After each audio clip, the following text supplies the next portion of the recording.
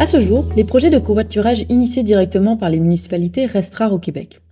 Leur rôle s'est davantage orienté vers l'accompagnement des générateurs de déplacement, comme l'employeur, les institutions ou entreprises touristiques, en soutenant financièrement les initiatives qu'ils portent, en facilitant la mise en relation des organisations qui partagent des besoins similaires, et en favorisant un environnement favorable au développement de covoiturage. Il y a deux raisons pour lesquelles les municipalités ou les MRC sont peu nombreuses à avoir mis en place des solutions de covoiturage. Ces raisons sont le financement d'abord, puis les limites administratives sur le territoire. Concernant le financement, le covoiturage n'est pas un mode de transport directement financé par des programmes de gouvernement fédéral ou provincial, à l'opposé du transport en commun. Il faut plutôt faire preuve de créativité, d'imagination, pour développer des projets pilotes qui font la promotion du covoiturage et démontrer le rôle que celui-ci peut jouer dans l'écosystème des modes de transport alternatifs à l'auto-solo. Sachez toutefois que, à l'inverse du transport en commun, il existe des solutions de covoiturage pour lesquelles les coûts sont très faibles. En ce qui concerne les limites administratives, les flux de déplacement sont rarement définis en fonction des frontières municipales ou celles des MRC, mais plutôt en fonction des générateurs de déplacement et des pôles régionaux. La collaboration avec les territoires voisins constitue donc une opportunité stratégique, même si elle peut soulever des défis de gouvernance.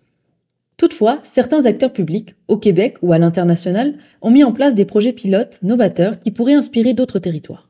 Voici donc quelques exemples. Le projet J'arrive est une initiative ayant regroupé 5 MRC des Laurentides visant à proposer une alternative de transport régional dépassant les frontières administratives de chaque MRC participante. Pour encourager le convoiturage, le projet reposait en grande partie sur une campagne de communication forte.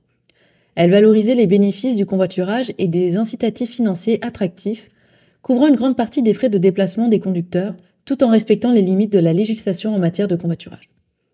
Le projet a pris un certain temps pour atteindre une masse critique suffisante qui favorise les jumelages, mais les résultats ont commencé à être prometteurs déjà après quelques mois, ce qui nous rappelle que la patience est un facteur clé de succès. L'initiative a malheureusement dû être interrompue suite au retrait inattendu de l'entreprise partenaire qui assurait l'exploitation de la plateforme numérique de jumelage. Cela dit, le milieu municipal était favorable à la pérennisation du projet pilote. En France, plusieurs collectivités ont mis en place un nouveau modèle de convoiturage. Le convoiturage spontané est balisé sur des lignes fixes.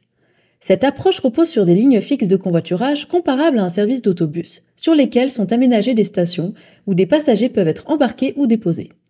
Cette solution, à moindre coût par rapport au transport collectif traditionnel, est généralement supportée par une application mobile permettant d'offrir une compensation financière attractive aux conducteurs qui prennent des passagers à bord. Ces applications offrent également un mécanisme de garantie aux passagers. Dans le cas où aucun conducteur ne s'arrête pour embarquer un passager dans un délai de 15 minutes, la municipalité envoie gratuitement un taxi pour assurer le déplacement. Pour voir quelle forme peut concrètement prendre cette initiative, consultez la vidéo dans le lien qui est affiché sur la diapositive. Faire du pouce. C'est une pratique que le projet Caravane, dans la MRC de Brome-Missisquoi, a essayé de formaliser et d'encourager.